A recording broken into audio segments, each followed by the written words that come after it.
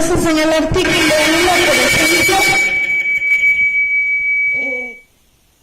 se señala lo siguiente: el Ecuador es un Estado social de derechos y justicia, intercultural, plurinacional y laico. Entonces, estas son no solamente palabras, sino son conceptos que abren el abanico de participación. Inclusive la palabra laico es fundamental porque significa que es inclusivo para varias orientaciones, tanto de pensamiento como de accionar, e inclusive tiene una connotación con el tema religioso. Pues en el caso de ser el Ecuador un Estado totalmente laico, quiere decir que todas las personas estamos aptos para participar. Doctora, ¿esto consta en el Código de la Democracia o en el Código de la Democracia solamente consta lo que es la inclusión de la mujer, el 50% para mujeres y el 50% para hombres? Generalmente en el marco legal secundario, que es el Código de la Democracia, está recogido precisamente el espíritu que tiene la Constitución, y lógicamente también hay artículos en los que se contempla este tema. Está el 108 del Código de la Democracia, está el 308, y también, como les había anunciado, en la Constitución, también en el artículo 3, por ejemplo, se habla acerca de fortalecer la unidad nacional en la diversidad. Este es fundamental, este artículo, porque hay que reconocer que somos diversos, y justamente la diversidad nos exige a nosotros el respeto, nos exige la inclusión, y este artículo se refuerza con el artículo 11. En este artículo expresa la Constitución que nadie puede ser discriminado por ningún tema, ni por estado civil, por situación económica, por nacionalidad, por orientación sexual, por ninguna causa. Ninguna persona puede ser excluida, y esto incluye para los derechos políticos y la participación. Correcto, doctora. Entonces, teniendo esto claro, tanto en el marco constitucional como en el del Código de la Democracia, las organizaciones políticas deben abrir la participación de todas las personas sin discriminación alguna, como lo es personas con discapacidad, personas afrodescendientes de las nacionalidades indígenas, y también, obviamente, que inclusive de la mujer, con el 50% que tenemos para la paridad y equidad de género, doctora.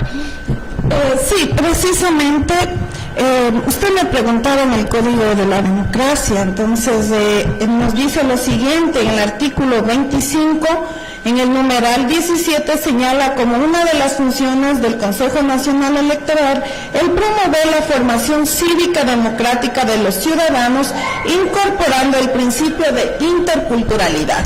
Entonces, de esta manera nosotros podemos observar cómo también el Código acoge, y lógicamente en el artículo 308 del Código de la Democracia también se exige que los partidos políticos den espacio a los grupos históricamente relegados, y en estos grupos justamente están constando las mujeres que, hoy por hoy ya no estamos relegadas y el marco legal nos asiste.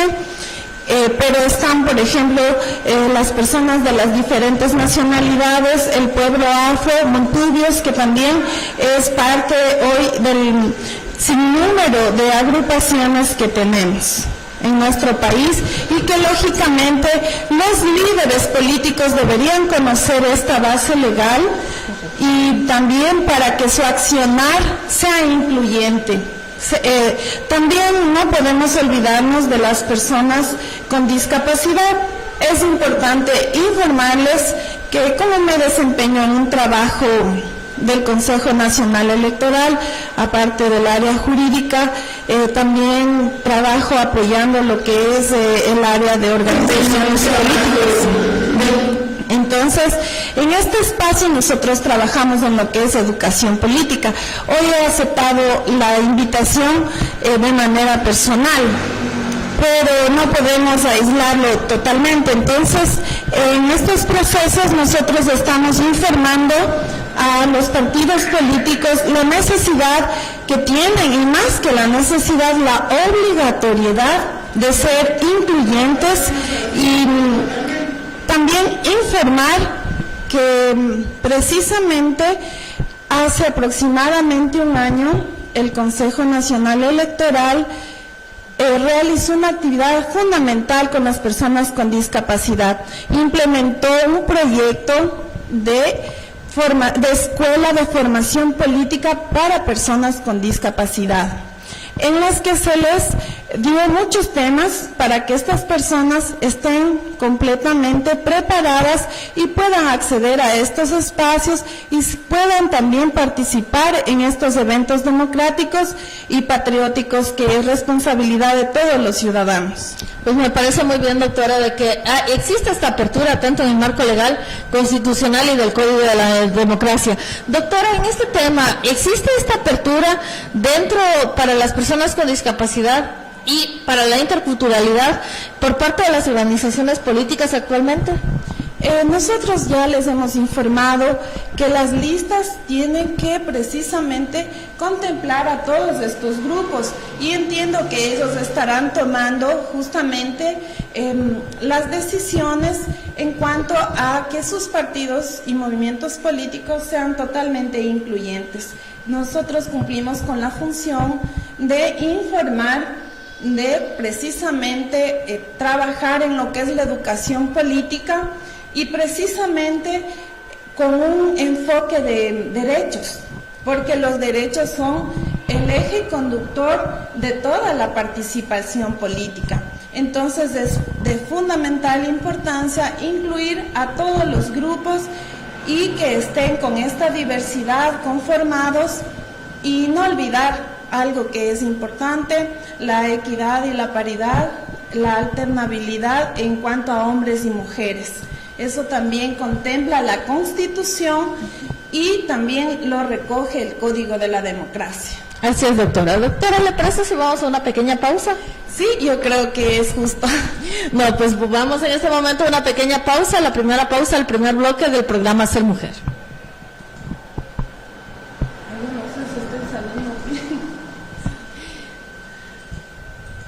Pues claro que sí, amigos y amigas, en lo que se refiere a dónde conseguir nuestros uniformes para este año lectivo que iniciará muy pronto, pues acudan a la Casa del Uniforme, pues la Casa del Uniforme es solidario contigo. ¿Por qué? Porque en la Casa del Uniforme encontramos todo lo que se refiere a uniformes de todas las unidades educativas, además para las personas con discapacidad y las personas que reciben el bono de desarrollo humano, tenemos el 10% de descuento en todo el año en sus compras.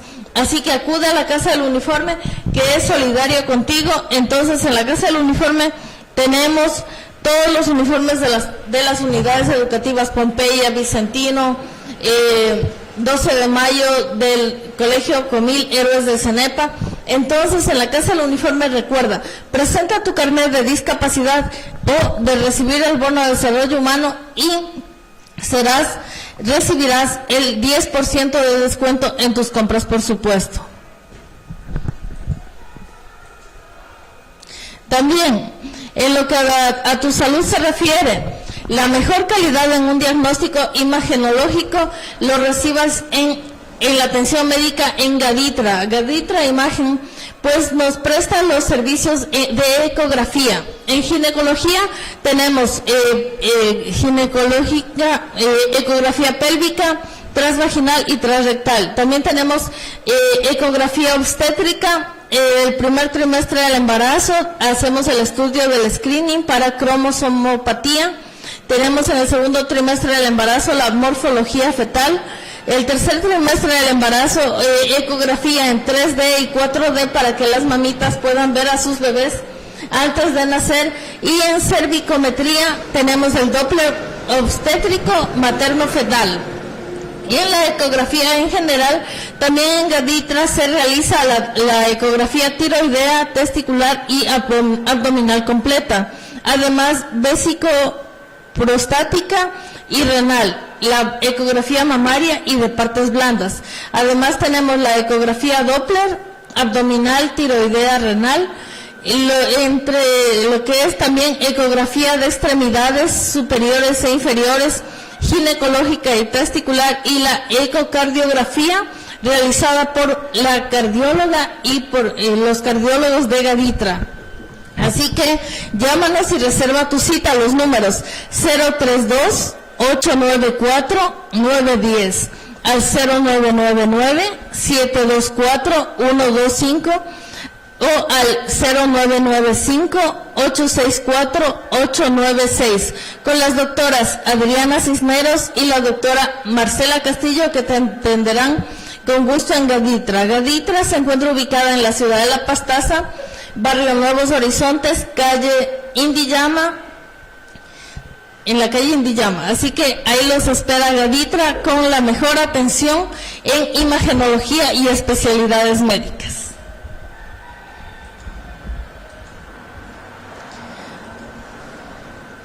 Pues claro que sí, continuamos con nuestro programa con la doctora Raquel Morante.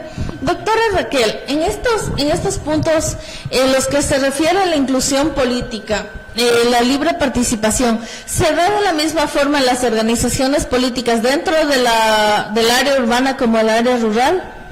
Yo creo que en el área rural existe un mayor componente de personas y nacionalidades, pero de todas maneras la Constitución y el Código de la Democracia exige que en todas las listas se incluyan personas de nacionalidades y también de los grupos relegados, como habíamos dicho, de las personas con discapacidad.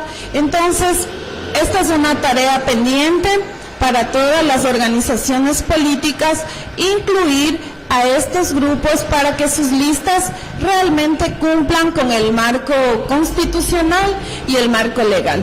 Y luego, como activista de los derechos humanos y de la naturaleza, no puedo dejar de leer el artículo 95, que justamente recoge esta exigencia. Dice: la participación se orientará por los principios de igualdad, autonomía, deliberación pública, respeto a la diferencia, control popular, solidario e interculturalidad.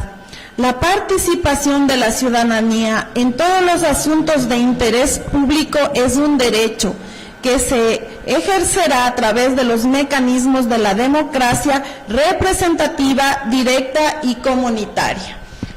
Entonces, como usted se podrá dar cuenta, Gaby, el marco constitucional es muy claro y también está recogido en el Código de la Democracia. Es un derecho la participación, y la participación también motivar a los ciudadanos, ya que la participación es la base de la democracia.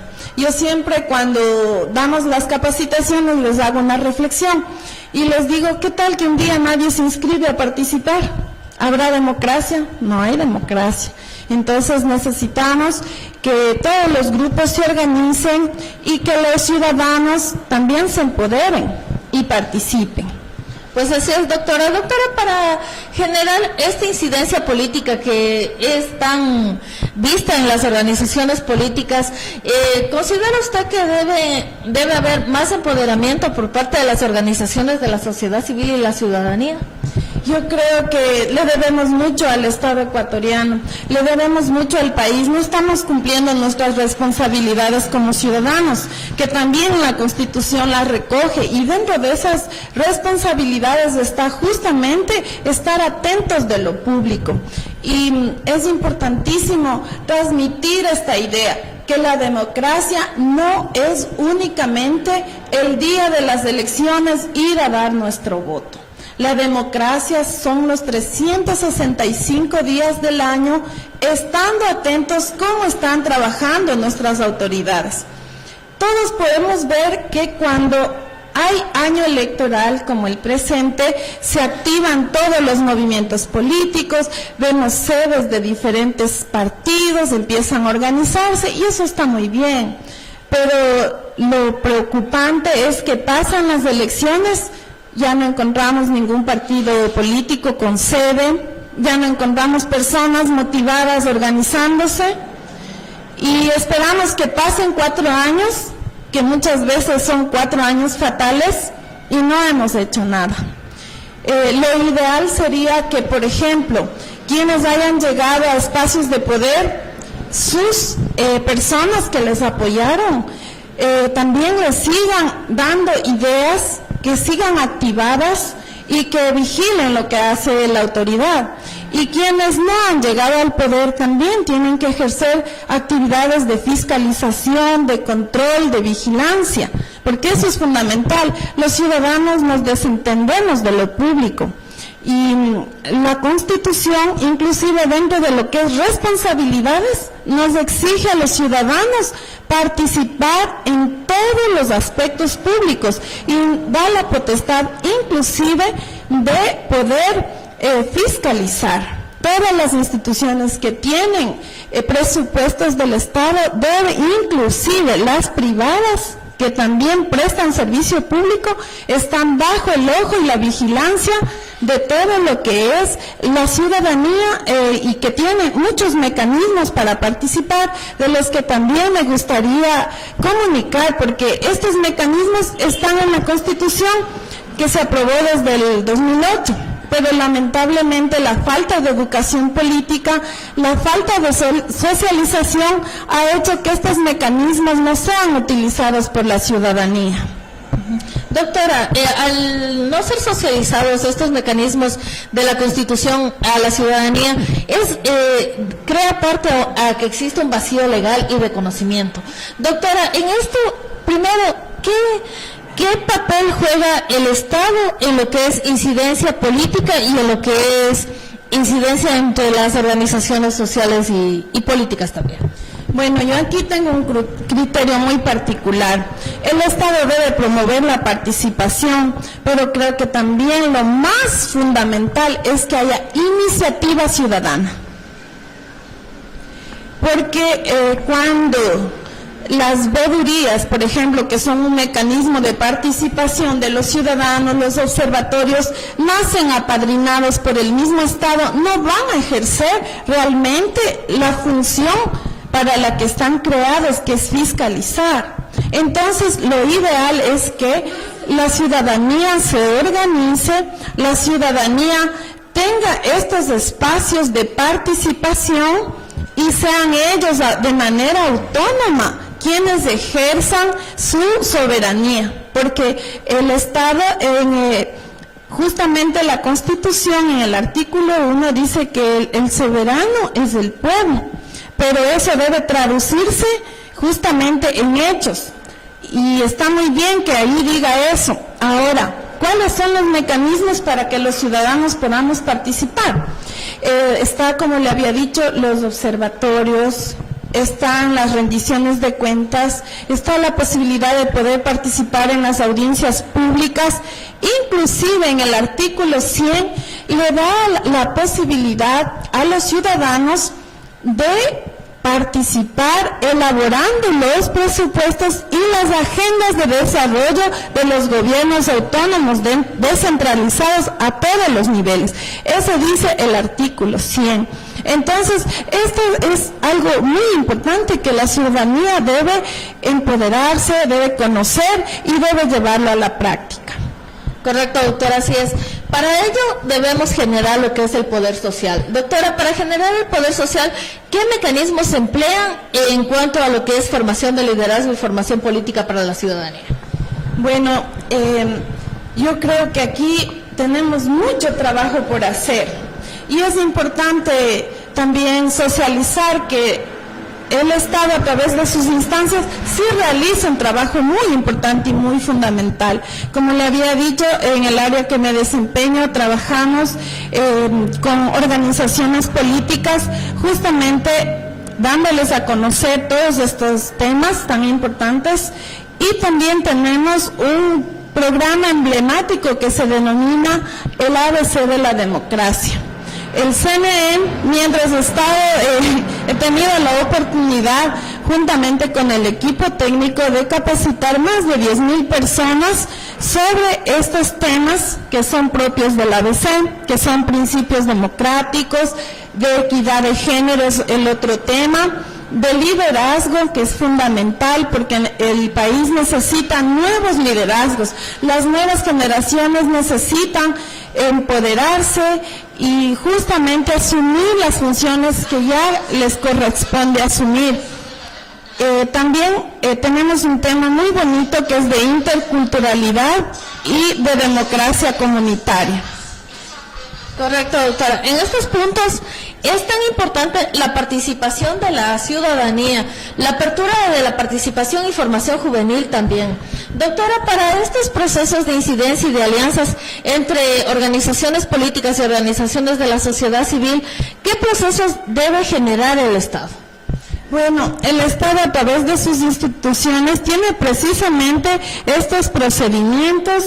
También tiene algo en la Constitución que es fundamental, que se llaman las acciones afirmativas, que son precisamente mecanismos para, de alguna manera, equiparar las diferencias que han tenido los grupos que han sido relegados. Ese también es un mandato constitucional.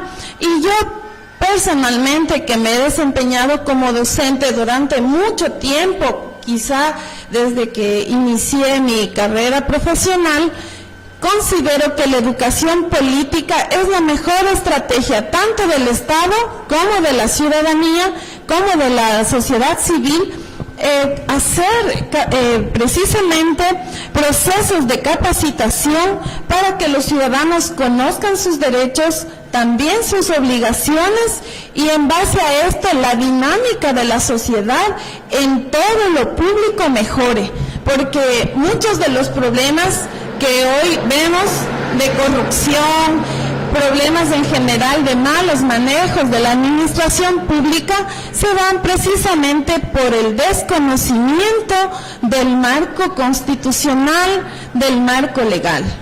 Así es, doctora, justamente es la falta de empoderamiento también de la ciudadanía para conocer lo que engloba el marco legal, el marco constitucional y el Código de la Democracia. Además de ello, también para realizar una alianza entre organizaciones políticas y organizaciones de la sociedad civil se requiere más empoderamiento, más participación y más conocimiento por parte de la ciudadanía.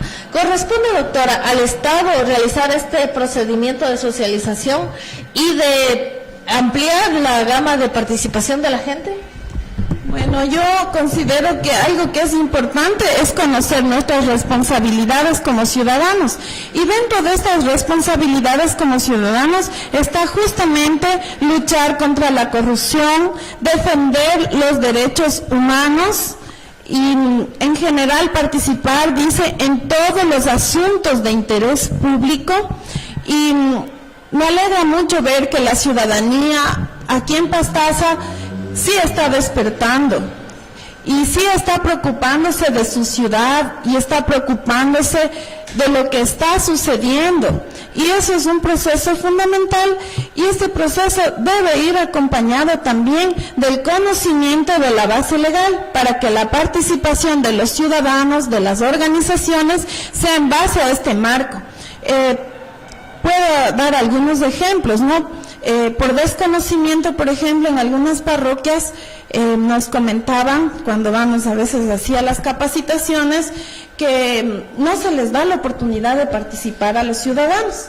Entonces es como que ellos están esperando que la autoridad les motive y les diga vengan o participen, pero hay que entender que es a la inversa.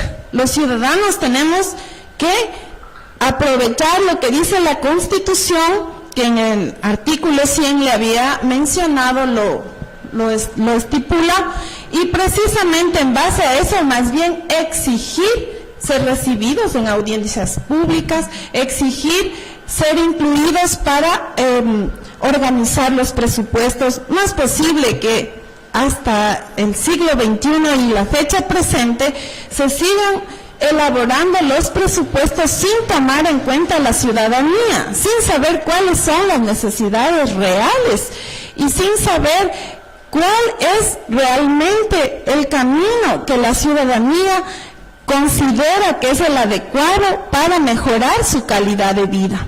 No es posible que se planifique encerrados con algunos técnicos y simplemente imaginándose lo que será necesario. Entonces, también falta conocimiento de las autoridades, la necesidad de incluir a los ciudadanos, y también es en doble vía. Los ciudadanos tienen que acudir a las instituciones, lo público considerarlo como propio, porque claramente dice el artículo 1 que el pueblo es el mandante y es el soberano. Y como le decía, los mecanismos que contempla la Constitución son muy importantes y son muy efectivos. Se llaman mecanismos de participación. Doctora, para aplicar estos mecanismos de participación, las organizaciones políticas deben ser las responsables de la capacitación y formación política. ¿Es necesaria la probidad de ellos con conocimiento en lo que es ciencias políticas o alguna rama de la politología?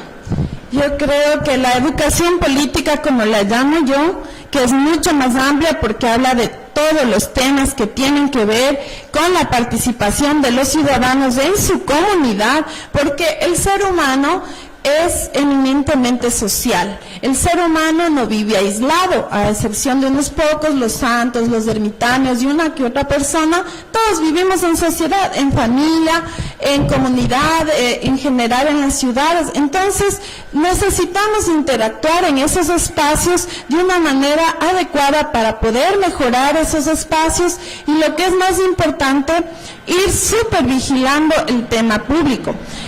Quisiera, Gaby, antes de que tal vez me vaya a olvidar, hay un mecanismo de participación que luego de 10 años recién se ha hecho uso, más que todo en una ciudad grande, que es la revocatoria del mandato. Entonces, en Loja.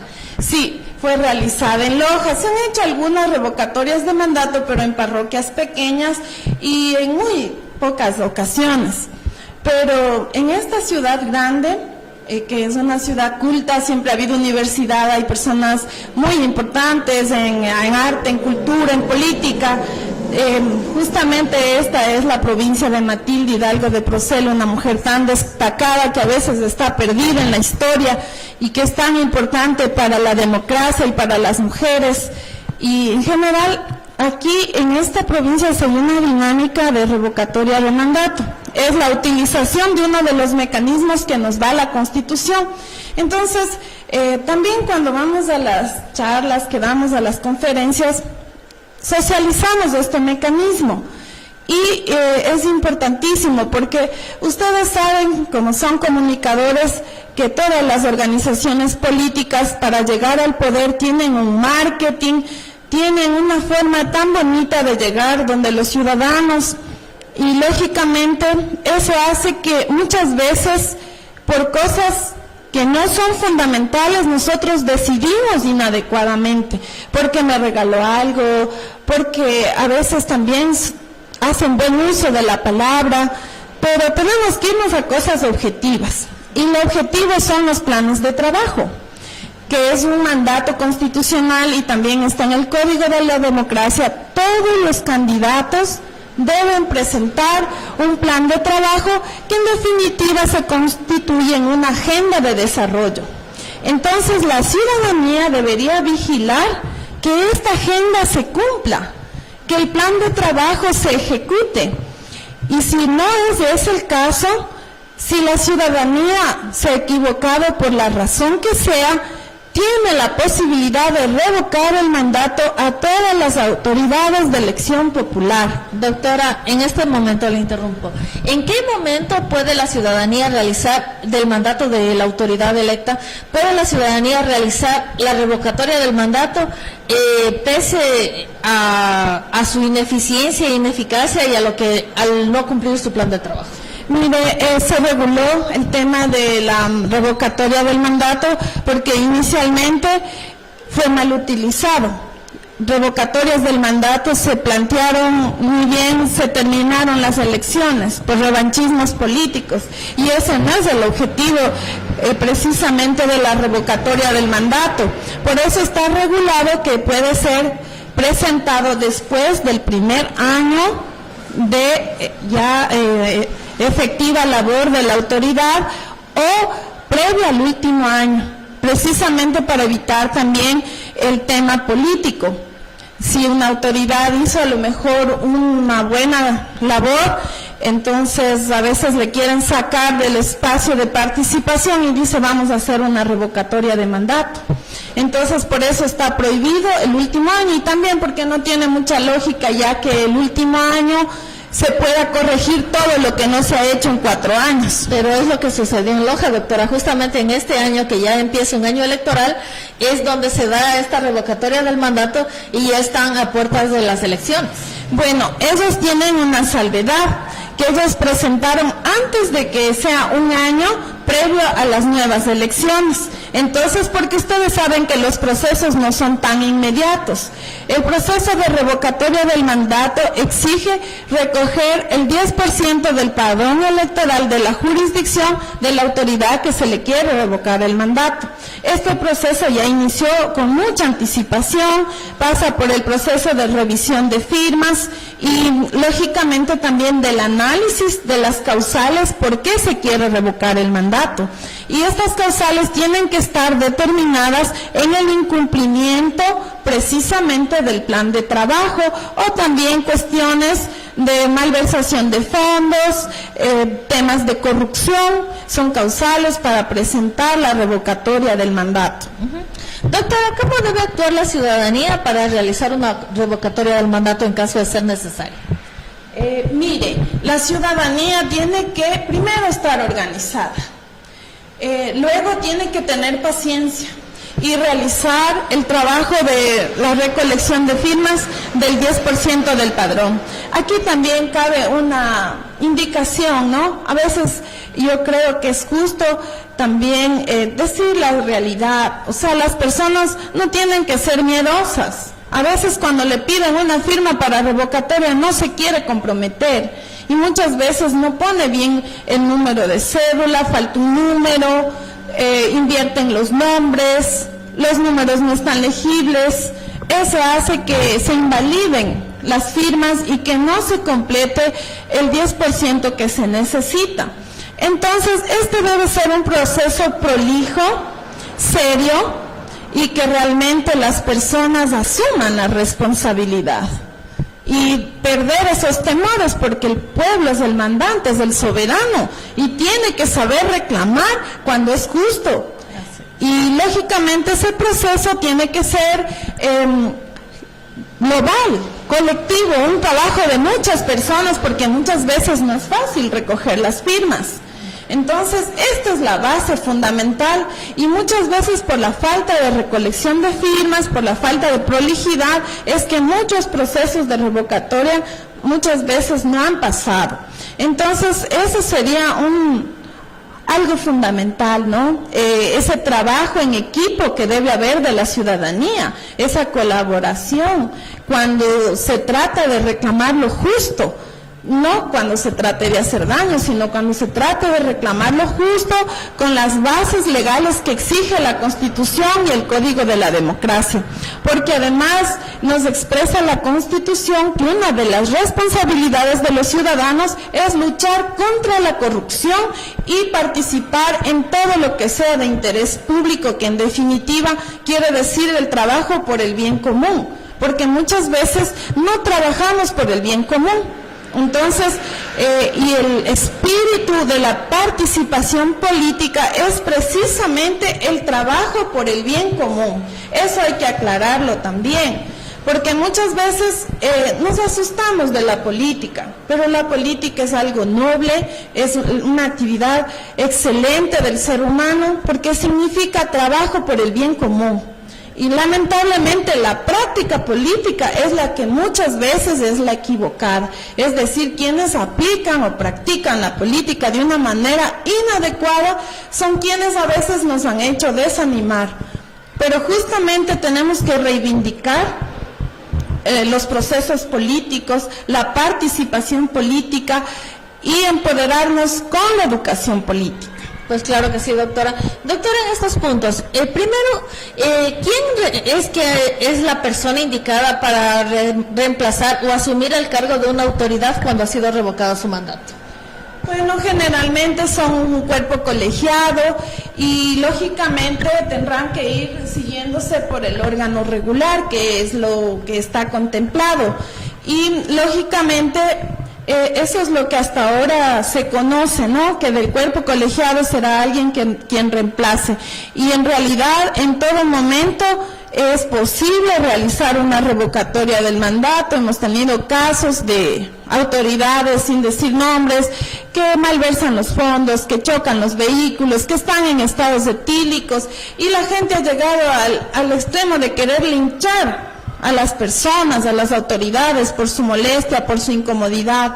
Pero en este siglo XXI no podemos hacer eso. Existen estos mecanismos de participación que son muy efectivos y son parte de lo que se denomina democracia directa. Entonces, planteamos formalmente la revocatoria del mandato, se recoge las firmas y es un proceso prácticamente rápido y efectivo. Qué bueno, doctora, pues me parece excelente que se estén aplicando esos procesos, más que todo que la ciudadanía tenga conocimiento de ellos. Doctora, ¿le parece si nos vamos a una pequeña pausa para continuar con nuestro programa? Sí, me parece muy bien, Gaby. Pues claro que sí, amigos y amigas. Promocionamos entonces la Casa del Uniforme. La Casa del Uniforme es el lugar donde usted puede adquirir los uniformes para sus niños y niñas que van a iniciar este año lectivo 2018-2019. Pues en la Casa del Uniforme encontramos todo lo que se refiere a uniformes de todas las unidades educativas. Encontramos los uniformes de la unidad educativa Pompeya, San Vicente Ferrer, Orellana, 12 de mayo y 1 de mayo. También encontramos el uniforme de la unidad educativa El Comil o Héroes de Cenepa. En la Casa del Uniforme fabricamos uniformes escolares, calzados, servicio de bordado computarizado y muchos más artículos. Los fabricamos directamente. La Casa del Uniforme está ubicada en la avenida Monseñor Alberto Zambrano, vía Alatarqui, sector El Picolino. Recuerden, la Casa del Uniforme ubicada en la avenida Monseñor Alberto Zambrano, vía Alatarqui, sector El Picolino. Somos fabricantes. La Casa del Uniforme encuentra la mejor calidad, los mejores precios, y por cierto, a las personas que poseen el bono de desarrollo humano y el carnet de discapacidad tienen el 10% de descuento en todas sus compras. Recuerde siempre, la Casa del Uniforme es solidaria contigo. Pues por supuesto, acude con tu carnet de discapacidad o el bono de desarrollo humano y accede al 10% de descuento en tus compras durante todo el año.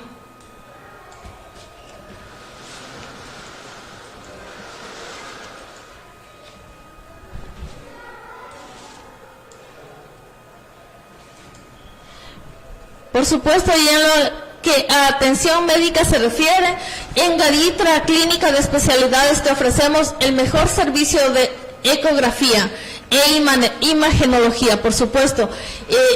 Con profesionales calificados te ofrecemos atención con calidad y calidez. Los siguientes procedimientos realizados por especialistas en imagenología y cardiología: el ecocardiograma para diagnósticos de cardiopatías congénitas, cardiopatías isquémicas, valvulopatías, insuficiencia cardíaca y demás. Tenemos el ecodoppler renal, ecodoppler de grandes arterias, el ecodoppler de extremidades, ecotiroideo, ecografía abdominal, obstétrico y ginecológico, ecografía transvaginal y transrectal, ecografía de partes blandas, ecoprostático y testicular, eco de glándulas mamarias. Llámanos por supuesto y reserva tu cita al 032-894-910, al 0999-724-125, al 0995-864-896, con la doctora Marcela Castillo y la doctora Adriana Cisneros, por supuesto, en Gaditra, Clínica de Especialidades. Gaditra se encuentra ubicada en la ciudad de La Pastaza, barrio Nuevos Horizontes, en la calle Inti Llama. Ahí está Gaditra, con lo mejor en especialidades médicas.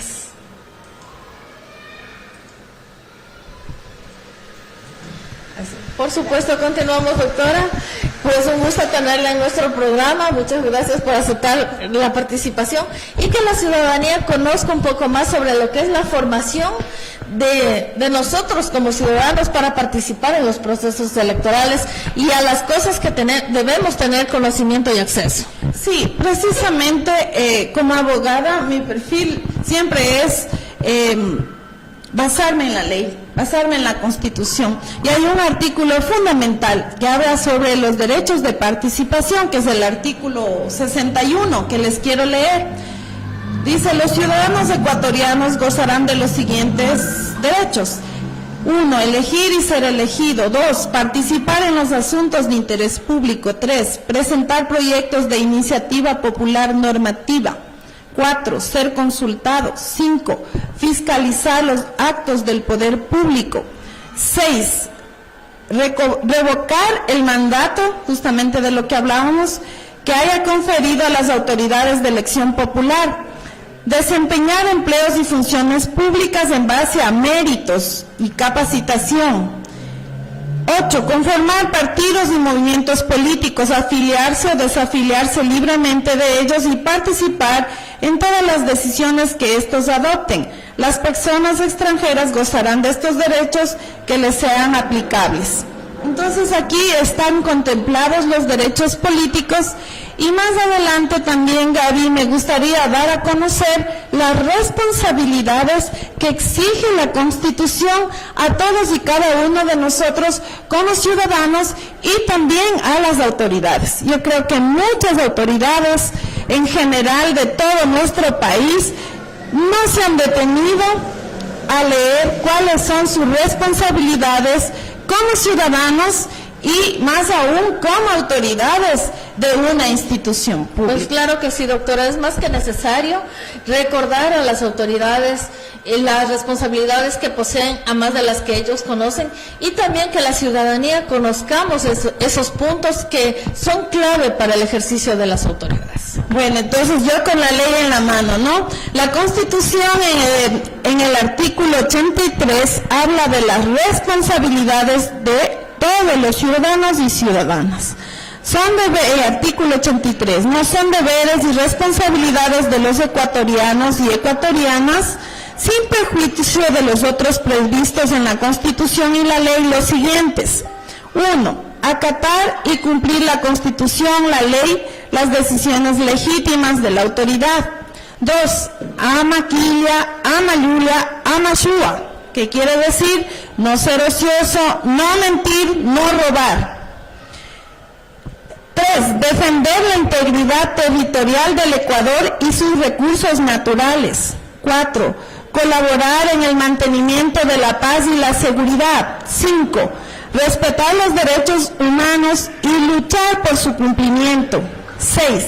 Respetar los derechos de la naturaleza, preservar un ambiente sano y utilizar los recursos naturales de modo racional, sustentable y sostenible. 7. Promover el bien común y anteponer el interés general al interés particular conforme las normas del buen vivir. 8. Administrar honradamente y con apego irrestricto a la ley el patrimonio público y denunciar y combatir los actos de corrupción. 9. Practicar la justicia, la solidaridad en el ejercicio de sus derechos y en el disfrute de bienes y servicios. 10. Promover la unidad y la igualdad en la diversidad y en las relaciones de interculturalidad. 11. Asumir las funciones públicas como un servicio a la colectividad y rendir cuentas a la sociedad y a la autoridad de acuerdo con la ley. 12. Ejercer la profesión o oficio con sujeción a la ética. 13. Conservar el patrimonio cultural y natural del país y cuidar y mantener los bienes públicos. 14. Respetar y conocer las diferencias étnicas, nacionales, sociales, generacionales, de género y la orientación e identidad sexual. Yo creo que este capítulo, que está en el artículo 83, que habla de las responsabilidades de los ecuatorianos y las ecuatorianas, es bastante claro y realmente es el que orienta y debería orientar nuestro accionar dentro de la ciudadanía y más aún como autoridades y lógicamente cuando estamos administrando bienes y fondos públicos. Pues claro que sí, doctora, más que todo es necesario el conocer y que como ciudadanía conozcamos para concientizar nosotros y hacer concientizar también a nuestras autoridades cuáles son sus obligaciones y nuestros derechos y también nuestras obligaciones como ciudadanos. Yo creo que esta tarde ha sido muy productiva y considero que la ciudadanía debe empoderarse, debe conocer la Constitución, tanto como un cristiano verdadero conoce la Biblia, conocer un ciudadano verdadero lo que dice la Constitución, y para eso no es necesario ser abogado. Y lógicamente quienes están en espacios que tienen esta obligación de trabajar en educación política, es necesario hacerlos. Creo que no hemos pasado el año en el tema de educación política y justamente hay un pensador extranjero que habla del analfabetismo político. Yo creo que así como hay el analfabetismo tecnológico y muchas otras clases de analfabetismo, el analfabetismo político es el más grave, porque es el que propicia la corrupción, porque si no conocemos los derechos no podemos exigirlos, y si no conocemos nuestros deberes tampoco se nos hace fácil cumplirlos. Así es, doctora. Por esa razón es más que necesario que un político se prepare, que tenga sus principios políticos, no solamente a más de los valores personales y principios sociales que posee, sino de que con los principios políticos sepa fortalecer y defender su gestión y la labor que hace en servicio de la comunidad. Así es, amigos y amigas, pues doctora Raquel, yo le agradezco muchísimo el aceptar y el compartir con nosotros este espacio en el programa Ser Mujer en el Yucasio FM.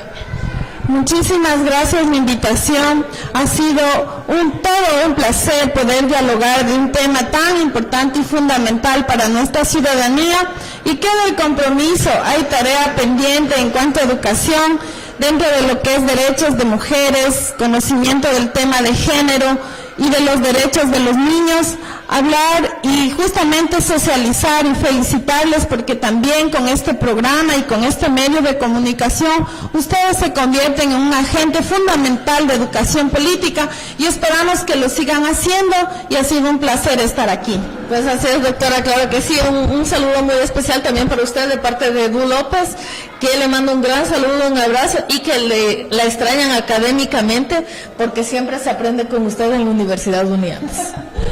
Muchísimas gracias, un abrazo a mis estudiantes que siguen siéndolo de corazón, porque lo sembrado no podrá sacarlo de ahí, y esperamos que algún momento que la justicia brille podamos nuevamente compartir los conocimientos precisamente con mis queridos estudiantes. Pues así es, amigos y amigas, agradezco siempre que sigan nuestro programa Ser Mujer en el Yucasio FM, que tarde a tarde los acompaña con temas diferentes. Pues amigos y amigas, muchísimas gracias, y hasta el día de mañana su amiga de siempre, Gabriela Espinosa. Hasta mañana.